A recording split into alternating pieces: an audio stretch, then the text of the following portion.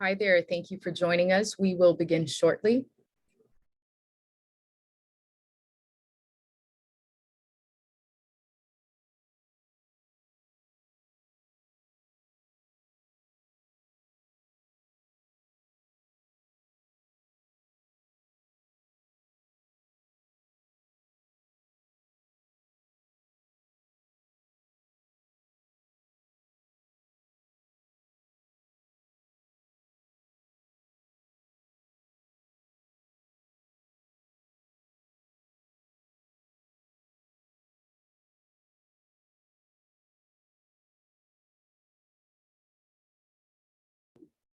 Hi there, thank you for joining us. We will begin shortly. We're just waiting for a few more people to come on in.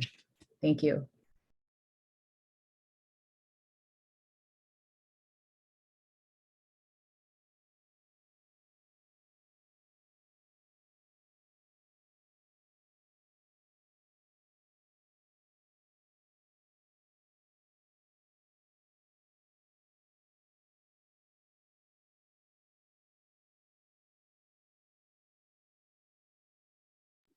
Hi, Harsha.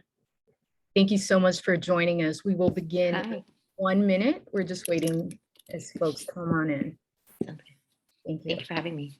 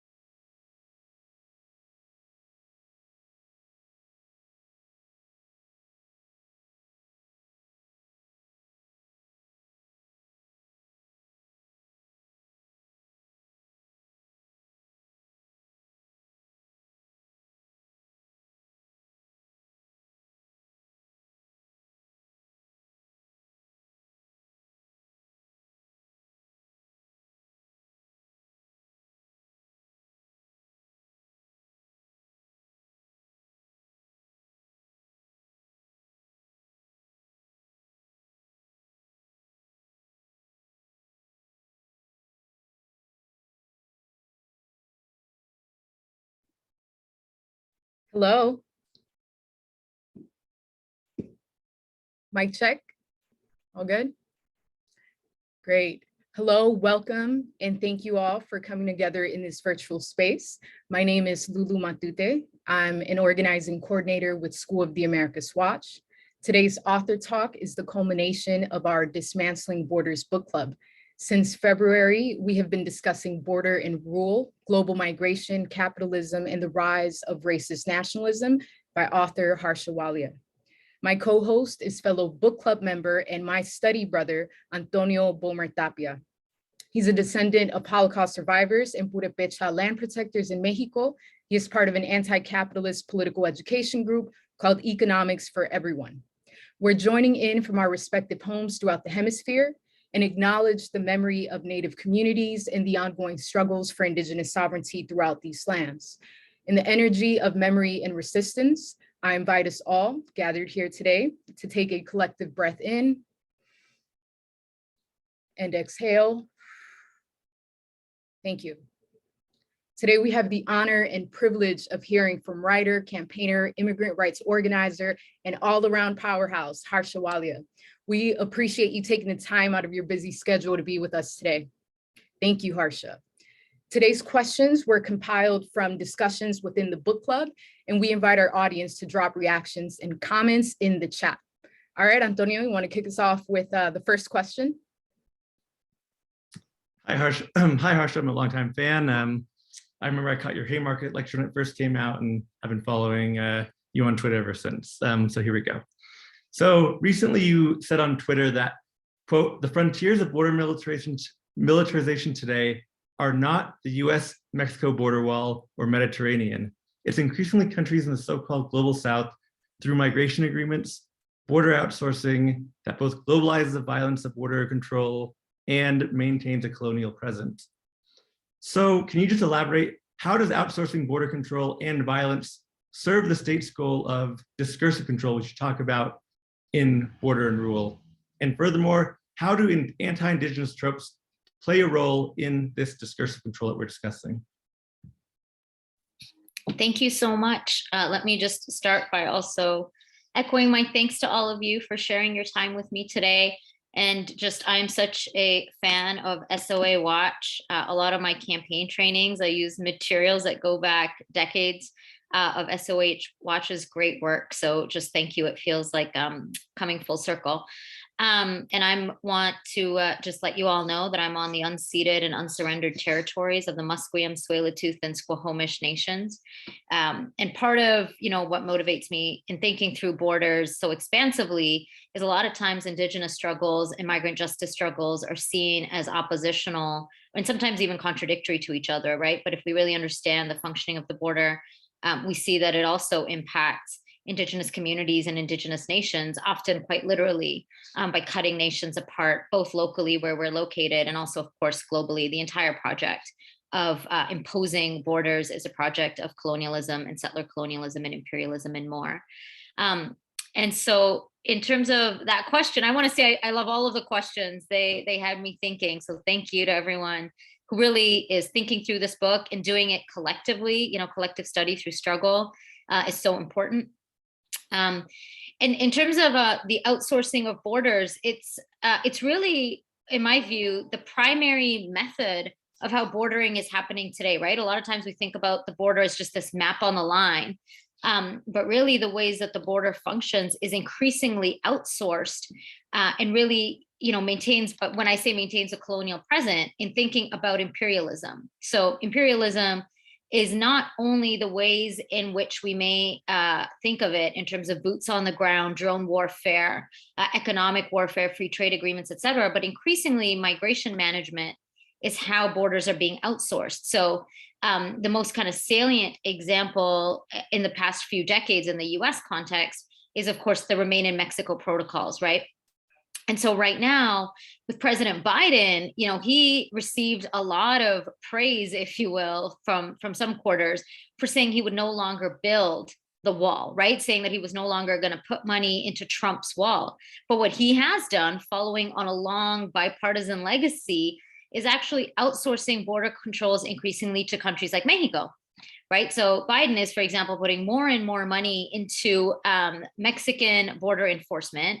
In recent years, there was actually more deportations of Central Americans from Mexico than from the United States itself. Right. And that's something we have to think through, which means that the border is not just at the territorial border, but increasingly border enforcement is being globalized. Like literally EU countries are paying, the news just came out recently that the UK has struck a deal with Rwanda, for example. And that was the context in which I wrote that tweet, where, the Rwandan government is going to be getting money in order to enforce the EU's border agenda.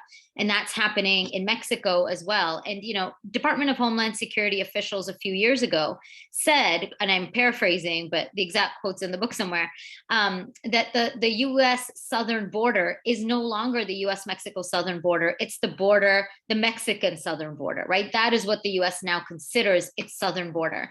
And so the outsourcing of borders is a method by which countries like the United States and the EU are able to use migration as a bargaining chip. So in the European Union, for example, most trade and so-called aid agreements with countries in the Sahel region of Africa or countries in the Middle East like Turkey and elsewhere actually require those countries with a long legacy of underdevelopment and imperialism to accept aid. And that one of those primary conditions of aid now is not only interest and structural adjustment and privatization, but it's actually that you have to accept a bunch of that money going into border enforcement within the global South, right? So that's one of those ways in which border outsourcing is a way for countries to literally outsource violence, to maintain imperialism by making migration management a method of control, by globalizing that violence, and really to enforce migration enforcement, right? Like countries can't say no. That's the reality of imperialism. And the ways in which it plays into anti-Indigenous tropes, just that last bit briefly, is that when violence then happens in countries in the global south, like, so for example, the immense horror and torture that's happening in Libyan detention centers, for example, of primarily African migrants from over two dozen plus countries, or the horrors of Mexican authorities and tear gassing Central American migrants. One of the ways in which anti-Indigenous tropes play out, and particularly, for example, in Papua New Guinea and Nauru, where Australia is outsourcing detention to, is to be able to use the kind of trope of pre-modernity, right? Like that this violence is happening in the so-called global south, in places where violence is normalized, in places where we expect this violence to happen. So it becomes an issue not of the ways in which countries like the UK or the US or Australia or countries in the EU are outsourcing violence, but it just becomes a trope of, oh, the so-called violence of the global south, right? Like this is what third world countries do to migrants from other so-called third world countries. So it relies on those tropes to then also protect, right? To protect the image of the so-called West when it comes to border violence. Thank you, Harsha. And there is that distancing, right, of the violence by putting it on other nation states to enforce border controls. And relating to the Biden administration, now the Biden administration's efforts to address migration from Central America, they produced a strategy alongside private corporations as part of Partnership for Central America, in which they, the White House and private investors, propose more mega projects as the solutions to mass migrations and its causes. Additionally, they are selling hydroelectric dams and clean biofuel production as a solution to climate devastation. The logic being that if they can create more jobs, infrastructure, security, and clean energy, Central Americans will not flee to the US. But what we're hearing from social movements on the ground is that the opposite is actually true. That private mega projects in Central America are displacement projects, that they will lead to more land theft, impoverishment, and state-sanctioned violence, and increase the very social conditions forcing people to flee right now. Can you speak to how the discourse of crises at the US southern border incentivizes US-backed corporate investors to offer these solutions in Central America? And how do these proposed solutions strengthen border externalization projects? Thanks for that.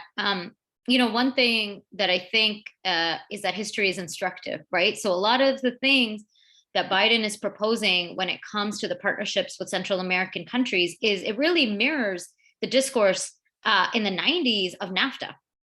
So when NAFTA was first signed in the 1990s, one of the arguments that was given for NAFTA was that it would reduce so-called illegal migration into the United States, right? Clinton made the same argument that NAFTA is to help the Mexican people. It will help the Mexican working class. It will lift Mexicans out of poverty. And that is, of course, the economic discourse of all capitalist free trade agreements around the world. All of these kinds of economic agreements that are predicated in capitalism are often sold as somehow beneficial to countries of the global south, who, again, the south and the north are not geographies, right? The south only exists in relationship to the north because of imperialism and economic devastation and conquest and more. And so, when NAFTA was signed and when Clinton was trying to sell NAFTA, Congress's own Commission for Study of International Migration and Cooperative Economic Development at the time warned that NAFTA would actually create human suffering, right? That it would not actually decrease migration, it would actually increase migration. And another reason that we know that this kind of rhetoric is absolutely false, and whether it's Clinton or whether it's Biden, is that if we go back to the 90s, while NAFTA was being signed, if the elites actually believed it would decrease migration, they wouldn't have actually started fortifying the border. And that is exactly what happened. When NAFTA was signed, the very same year, the US Army Corps of Engineers began fencing the US-Mexico border to interdict the movement of people. And that was the same time that the US Border Patrol tripled in size to become the second largest enforcement agency of that time, right? So what we now know as the militarized border, really that the buttressing of that happened in the 90s at the same time as NAFTA, when the elite knew that this was not actually a strategy of mitigating displacement and migration. It was actually a strategy of increasing displacement, of privatization, of austerity, of land theft. And of course, what was happening in Mexico at the same time as the border wall was being built, as NAFTA was being, pushed down the throats, particularly of the Mexican working class, of peasant communities, of indigenous communities, is we had the Zapatista Uprising, right? That also marked the Zapatista Uprising, and the Zapatistas were so clear when they talked about the impacts of NAFTA, right? They said that they called it a death sentence, as social movements in Central America are now doing, because it is the same agenda, again, of exploitation, of resource extraction, of dispossession. And we know the impacts of NAFTA, right? Mass displacement and migration. So many statistics, so many studies go out to prove that NAFTA actually increased poverty, increased overall poverty, while of course making, multinationals richer, right? Like Monsanto and others. And so, I go back to history because I think it's instructive in understanding this current moment with Biden and the partnerships in Central America, which is exactly as you pointed out, a way of actually extracting, of saying it'll mitigate forced displacement, while in fact, in reality, it's just increasing it. And we know at the same time that border enforcement is actually increasing, right? Because if Biden actually believed that this really was a pathway to prosperity, not austerity, then we know that the Biden administration would not be sinking millions of dollars into enforcement against Central American migrants in Mexico and in Central America itself, right? So while the partnership agreements with Central America are being signed in the economic realm, there's also money going into border enforcement, right? And militarizing the border, also in the Caribbean, right? The border wall that the US is funding between the Dominican Republic and Haiti. So all of these work together, and which is why, capitalism not only the ways in which borders work within the context of capitalism and nation states and imperialism is that it creates displacement, and also constricts mobility. And that's exactly what's happening right now with these agreements with Central America. Yeah, relating to that, can you speak to how this increases resource dependency while eroding women's access to lands?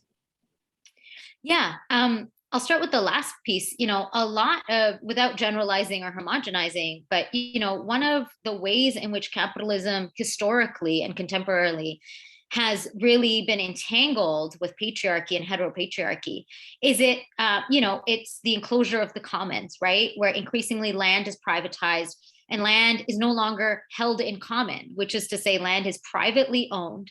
And this really merges with patriarchy because private land ownership has always favored patriarchy, right? When you have like a deed literally with a single person's name on it, it usually is the male member of the household. And so women who have typically relied on the commons for medicine picking, for harvesting, peasant communities, indigenous communities in particular, where land is not owned as private property, but rather land is stewarded and held in common. Once we have corporations coming in and privatizing land, it decimates women's relationship and stewardship of the land. It decimates communal ideas of how we hold land in common, and it privatizes land, right? It literally turns land into a commodity, into property, rather than a social relationship. And so that's one of the immense ways in which we've seen the feminization of poverty and the feminization of migration, right? Like it is not a coincidence that overwhelmingly women in the global South, when free trade agreements like NAFTA and other resource extraction projects happen, are not only most impacted, but also on the front lines of land defense and water protection, right? Because there is a clear link between how this impacts women's relationships to land. And I don't say this in an essentialist way, but again, the ways in which we understand stewardship as something in common, as something that is non-capitalist and arguably even anti-capitalist. And so, those are the ways in which the feminization of poverty happens. And it increases the dependency of women into and forces women into the wage economy, right? So like in countries like Bangladesh, where sweatshops are over 90% women, is not a coincidence. And sweatshops in Haiti and maquiladoras on the Mexican border, right? Like not a coincidence that those are predominantly women because of the enforced impoverishment of capitalism and the forced push into the wage economy. And so what was the first part of that question? I answered the second part. Resource dependency. Yeah. Yeah, and one of the main features of economic dependency is that it turns countries into import processing kind of factories, right? So where those resources are churned out, again, one example from the impacts of NAFTA that is so stark is that it became cheaper to export to export American corn, or sorry, for Mexico to import American corn, gross, shitty, GMO, yellow corn. While, we know that indigenous communities in Mexico produce hundreds of varieties of corn, but it became cheaper to export American corn into Mexico because of food dumping, because of duties and customs and taxes, and just the way that these economic agreements forcibly restructure economies, right? And so what happens is that those countries can no longer afford to produce their own resources. So they become resource dependent through exports. And that's literally how the American agricultural industry, for example, functions, right? It functions through food dumping, through differential treatments when it comes to taxation, through aid agreements that have conditions that say, if you're going to get money from the United States, you will have to accept our imports, you will have to accept our cotton, you will have to accept our wheat, you will have to accept our corn. And so that creates the cycle of resource dependency where nations were ostensibly at one point running national industries, which is not to say they're not problematic, and that's a separate question. But that dependency becomes even more exacerbated and enforced because you become completely dependent on the global economy without being able to support yourself. There's no self-determination for local economies within that context. Thank you for that clarity. Thank you, Harsha. Yeah, I spent a lot of time in Oaxaca, and it always was striking me whenever I went to these small rural communities. I would go to the Conasupio, which is government subsidized food stores, and they only sold essentially American canned corn, despite being in these communities with subsistence farmers. So transitioning away to a different topic. So in your book, you mentioned that, quote, in 2009, the Indian government launched Operation Green Hunt under the guise of fighting Maoist Naxalities. In reality, the so-called Maoist heartland is also a mining heartland. As someone who has recently been reading the Jakarta Method by Vincent Levins and thought it complemented your book very well, I see all this as part of the ongoing history of anti-communism. What are corporations, what are other contemporary examples where we see repressive nation states and transnational corporations employ anti-communism as a discursive, and as we know through reading the history of Guatemala and others, misrepresentative weapon against labor struggles, indigenous sovereignty, i.e. anything that threatens the interests of capitalist elites? In other words, and also, what are some ways in which the ghosts of anti-communism past manifest or evolve, and where do we see that today? Thanks for that. Yeah, I mean, the ghost of anti-communism, I think, is still very present, especially if we think about, the Russian invasion and aggression in Ukraine and all the discourses surrounding that, the ways in which anti-communism and anti-NATO rhetoric becomes infused within the warmongering sentiments, right? Particularly in the United States and in NATO countries. But really, it's everywhere, and in the post 9/11 climate, anti-communism, of course, merges with anti-terrorist rhetoric to really repress any social movements for autonomy and self-determination, including where they are fights against capitalism, right? Whether they're fights against capitalism and or imperialism. We see it in Bolivia, we see it, in attacks on Venezuela, not in any way to romanticize what those regimes are doing.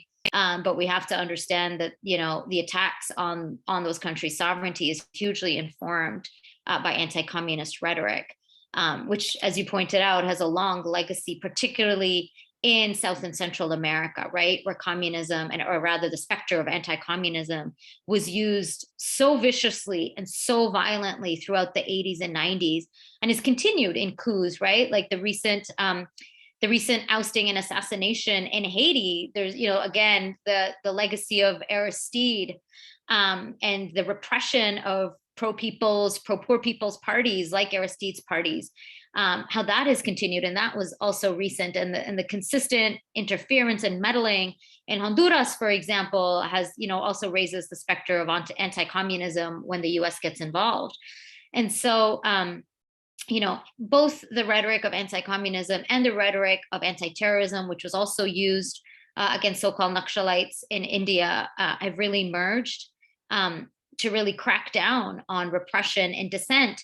And it has also allowed for, when it comes to carceral technologies, the merging of a number of different kinds of technologies, right? Where police are increasingly engaged in paramilitaristic tactics in kind of inner cities, right? To kind of crack down on social movements, especially, of course, in the context of BLM. And Black-led rebellion, and there's also the ways in which the military-industrial complex is increasingly adopting kind of policing techniques when it comes to urban guerrilla warfare. So the merging of the local and the domestic when it comes to policing and policing strategies and repression of dissent has also merged in this kind of specter of, again, anti-communism and anti-terrorism, right? Where it's almost impossible to tease them apart. And so I think, those are some of the ways in which that absolutely continues. And it's especially stark when we look at how immigration works, right? So, one of the ways in which I think we talk a lot are talking about, the differential treatment of white Ukrainians, for example, compared to Afro-Ukrainians or migrants and refugees around the world, right? That differential treatment now where white Ukrainians are being welcomed to countries like the United States, like Canada and the EU. And of course, race is such a primary factor in that, right? Anti-Blackness in particular. But there's also the issue of anti-communism. And that has historically also played out where, for example, Vietnamese refugees were welcomed by the United States because they were perceived as fleeing communist regimes. And same for white Cubans who were seen as fleeing Castro's Cuba, while there was a differential treatment for those who were fleeing US puppet regimes, like those from Haiti, like those from El Salvador, like those from Honduras, those from Guatemala. And so the US for many, many years actually had a definition of asylum seeker that gave preferential treatment for those who were perceived as fleeing communist regimes, right? And so we also see the merging of anti-communist discourse and the kind of Red Scare with the ways in which immigration policy merges, not only with, race and other forms of oppression, but specifically with anti-communism as well. Yeah, thank you. I thought your book did a really great job illustrating, the way that patriarchy and anti-communism and the war on drugs, that all these things kind of are wed together in this kind of horrific marriage of counterinsurgency and austerity in ways that have led to people like Duterte and Modi and so many being able to dehumanize people and advance the interests of the state through these different discursive weapons. Luli, you want to take the next question?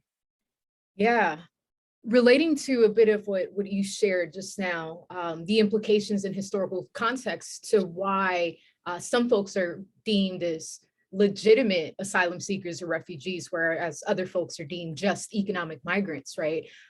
So what are the implications in historical context for the visibility of displaced Ukrainians juxtaposed with the invisibility of other displaced persons from Yemen, Ethiopia, Afghanistan, and so forth?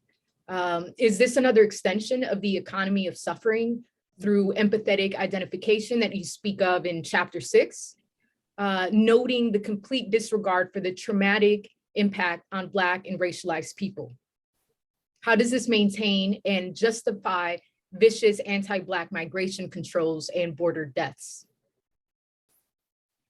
Yeah, I think it's so many issues. It's absolutely that, one is the economy of suffering, as you said, and the really incredibly deep white supremacy of what it means to empathize, and it was so obvious and literal, when we had all of those horrifically violent white supremacist kind of media commentators saying, oh, they look like us, blonde hair, blue eyes, like literally saying explicitly, it's not even assumed or implicit it's overt, right? So absolutely the overt white supremacy at play, which I think for those of us who know this, but it really put into kind of stark kind of contrast that borders, again, have very little to do with territorial integrity or law and order or public safety, like all of that rhetoric.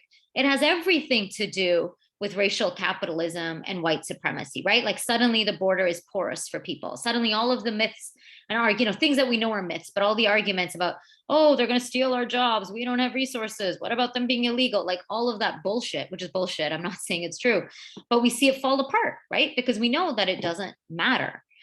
Because that is not what the border is about. That is not what any carceral system of control is about. Because borders are actually porous for people. And when it came to displaced Ukrainians, they got what everybody deserves, right? I'm not saying that shouldn't have happened, but the reality is it's such an obvious double standard. Yeah. And we know that kind of double standard exists all of the time, right? Like if you are a white middle-class person with an American passport, a Canadian passport, a British passport, whatever, the world is literally at your fingertips, right? Like you are not dying in the Mediterranean. You are not on a dinghy boat trying to cross. You are not crossing at a desert. Borders have always been porous. That's the whole history of settler colonialism, right? Settler colonialism is literally a project where those who represented whiteness, white Europeans, particularly Western Europeans and Central Europeans at the time, and those who represented, particular interests of capital at the time and of colonialism and of empire at the time, literally became settler colonists all around the world. Over 20 million Europeans became settler colonists around the world, while millions of Africans were enslaved, millions of Asians were indentured, and millions more dealt with border controls, right? That were just starting to get implemented. So that is history today. That is that same history today, where, that differential treatment reveals that borders are not actually working in the same way against everybody. They're working based on proximity to the interests of white supremacy, to the interests of empire, and to the interests of racial capitalism. And that's exactly how they were always intended to work, right? Like, so this hypocrisy that we're seeing is not a broken system, it's intentional.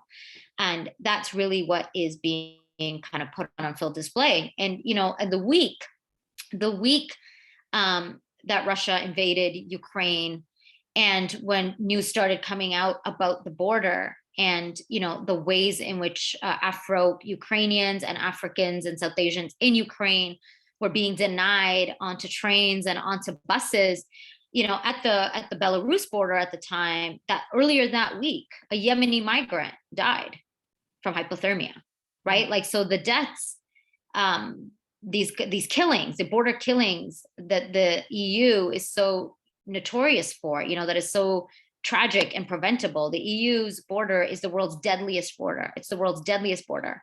That same kind of border death and border violence was still happening. Right, was still happening.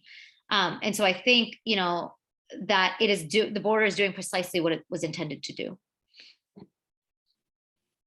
Yeah. Harsha, I wanted to mention that the initial idea for studying your book came from a group of volunteers in Arizona migrant corridors through No More Deaths. So we were in the desert dropping water, and we started having conversations about human suffering, about the role of borders historically. And that's where the idea for the Dismantling Borders book club came from. And the first pick, of course, was studying your book and your work. So moving on to a question. In chapter 10, you talk about ethno-nationalist bedfellows and the dangerous alliance between the US, Israel, and India. What is it about these distinct logics, US white nationalism, Israeli Zionism, and Indian Hindutva, that connects the three nation states? Where do we see threats of this alliance? Yeah, I think, part of what I was trying to do in thinking through them together was to show that they're not as distinct as they may seem, right? That they may be located in what we understand to be different countries. But that really, if we're thinking about borders, if we're thinking about many kinds of violences of which borders are a symptom, these are transnational these are transnational systems that travel, and that Hindutva and Zionism and white supremacy aren't that distinct, even though at times they may seem contradictory. They really rely on the same kinds of logics of supremacy, deeply connected to Islamophobia and structural Islamophobia, and really of ideologies of occupation, right? Of different forms of, but really refractions of colonialism. The idea of there being a vicious kind of birthright to places, ethno-nationalist ideas, right? Of who belongs where. White supremacy, for example, and Zionism deeply are settler colonial ideologies, as is Hindutva, in terms of the idea of people belonging in places, right? That erases, amongst other things, indigenous peoples and indigenous nations, right? The idea that whiteness is somehow indigenous to North America is only possible logically if you completely erase the reality of settler colonialism, right? And that's the same with Zionism. Completely erases the Nakba. That's what it's intended to do, to completely dispossess and assimilate and annihilate Palestinian peoples. And that's also the ideology of Hindutva, the idea that Brahminical, caste-based, violent Hindu supremacy is based on completely erasing Muslim, Sikh, Christian, and other people's presence from the subcontinent, and specifically from India, right? So these kinds of ethno-nationalist projects share that ideology, which, you know, I actually don't use the word nativist, because to me, they're actually anti-native. They assume a kind of nativism that actually relies on anti-indigeneity, right? To position oneself as native while actually erasing indigenous peoples. So I know a lot of left folks use the word nativist. I don't personally use it for that reason, because it really reinforces the logic that somehow that ideology is native to a land and a peoples, when in fact it's not. Yeah. Thank you for that response. I want to acknowledge that we only have 40 minutes of your time, and we're 5 minutes away from stop time. So I can go a bit longer, no worries. Okay, we have 2 more questions. Yeah. That's all right. Antonio, do you want to jump in with a question here? Yes. So in my mind, one of the most important points that you make is the fact that in which borders divide the working class. That you see this false dichotomy exists between, you know, the citizen, deserving union man versus the non-citizen strikebreaker and so forth. And again, you know, people who aren't granted the status of legal citizenship are subjected to a co-constitutive relationship between precariousness that forces them into exploitable labor conditions. One of the most uplifting stories in terms of modern labor history is the victory against Amazon in Staten Island. So what are some other notable labor struggles taking place right now? Are there any particular that are combating this state-imposed and sadly often worker-imposed dichotomy, which I mentioned earlier? Yeah, thanks for mentioning Amazon. I think that's got everyone hyped through this shitty year. I think, you know, maybe a few quick things. One is that I think it's so important to understand labor struggles expansively. You know, oftentimes we think of the shop floor, but really, you know, I'm thinking about sex workers' struggles, you know, and really how sex workers have been at the forefront of so many labor movements for so long. I'm also thinking of struggles against the police and struggles against gentrification, which for me are not traditionally considered labor struggles, but they are, I mean, they're not necessarily labor struggles, but they are class struggle, right? Because if we understand that police are the enforcers of capital and of private property, then fights against gentrification and the police are de facto class struggles, because you're shifting the power in terms of how class operates and how enforcement of class relations operate. So to me, it's so important for those who are kind of staunchly and squarely within the traditional left to understand, I think, how wide struggles for the class interests are, that it's not just labor struggles. It is, of course, labor struggles, but it is also struggles to emancipate from class relations that take so many forms. The other thing that I would say in terms of labor relations and labor struggles that I think are central, like the Amazon fight, is, of course, Starbucks, the struggle of domestic workers, the struggle of farm workers, the many boycotts all across, countries like Canada and the US, where migrant farm workers have consistently organized and called for boycotts of various companies and various employers. Those are also important. And I think really to understand migrant justice struggles as labor struggles, right? Like migrant workers that are fighting for status, that are fighting for the right to stay, that are fighting against deportation and detention. Those are also labor struggles because migrants are also workers. And as you said, one of the ways in which solidarity is broken is through the so-called construct of migrant versus citizen worker and all the ways it takes forms. And one of the ways that we fight that is also to articulate migrant justice struggles as class and labor struggles, right? And of course, women of color are at the forefront of so many of these struggles because women of color are often in the most impoverished jobs. Again, not because they are low, quote unquote, low skilled, but because their skills have been de-skilled, right? That's the function of capitalism. There is no such thing as low skilled labor. There's only cheapened labor. And so I think all of these kinds of struggles are at the forefront of labor fights. Part of it is us re-articulating what we understand to be struggles within the House of Labor. And for us in Canada, that has been such a huge fight, is to get traditional labor unions to recognize and understand the fight for migrant justice as a fight for labor. Thank you, Harsha. And you mentioned the women in labor, right? And on page 63, when you talk about labor struggles, you also share the fact that women make up to 90% of exploited workers in export processing zones worldwide, and what the feminization of labor contributing to labor struggles has looked like. And I wanted to point out that in Honduras, the sedes, these processing zones where the Constitution is suspended, where private corporations can come in and create their own police force, their own government, like these are especially dangerous places where the violence of both labor and the feminization of that labor, what that can look like moving forward. So part of that struggle with COPIN, with Ofrane, Afro-Indigenous and Indigenous solidarity movements led by women in Honduras is to counter that. So last question on global solidarity and accountability. And this is a collective of questions here. So one explanation for leftist burnout is that individuals get overwhelmed by this lopsided battle against the interests of capital. This is a big beast we're up against. Transnational capitalism has a large arsenal at its disposal. Incredible wealth, neoliberal governments, and when needed, actual military or paramilitary forces. How do we build solidarity networks that sustain themselves long-term and transcend borders?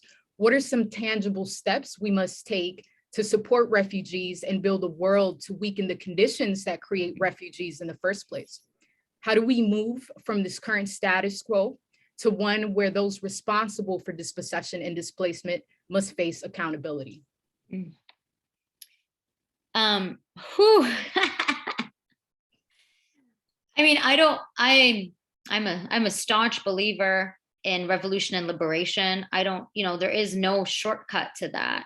But I think what I appreciate about that question is that it has to be international, right? Like it's not possible to have justice and accountability in a nationalist framework, particularly where we're located. In the US and or in Canada, right now, for example, there's a lot of kind of more mainstream left conversations about things like the Green New Deal, right? In terms of a just transition and the idea that that's, part of the picture of how we're going to move away from major corporations towards, worker controlled co-ops, towards a green economy, et cetera. But one of the biggest flaws of a lot of that kind of thinking is that it hugely depends on the continued existence and extraction of the so-called global South in relationship to the global North, right? And any kind of internationalism has to be worth its name, right? Like we are right now also living in a context where the majority of us are vaccinated based on where we're sitting, I'm going to assume, right? and we're being like, we got our second shot, we got our boosters, people may be going for their fourth shot. And the majority of the world's people have not even received their first vaccine yet, right? Like this is global vaccine apartheid layered on top of imperialism, layered on top of like, you know, the apartheid of migration. So, you know, what it takes is like literally nothing short of revolutionary movements, right? Like it's not going to come, which is not to any way say that, you know, non-reformist reforms aren't needed. We know why they're needed. They're a step towards liberation. But what we need is truly to disentangle the system globally. And, you know, I don't have an answer to what that looks like because everyone's context is different. And there are just literally hundreds of social movements who are doing the work, right? Who are on the ground doing the work. But what I think what it takes is, first of all, us believing that that is what is needed, right? Like it becomes so easy to fall into the trap of pragmatism, to fall into the trap of NGOization. That's like, no, we just need practical shit. Of course we need practical shit, but the practical shit has to make sense in the arc of revolution and liberation, right? Like we can't sell ourselves short. And so I do believe, you know, a big part of it is just believing and articulating a consciousness that is internationalist in its orientation, in its moral and ethical orientation, because it can become too easy. It can become too easy to throw different communities under the bus, right? Whether it's communities in the global south, whether it's poor communities of color in the fight for environmental justice and for climate change.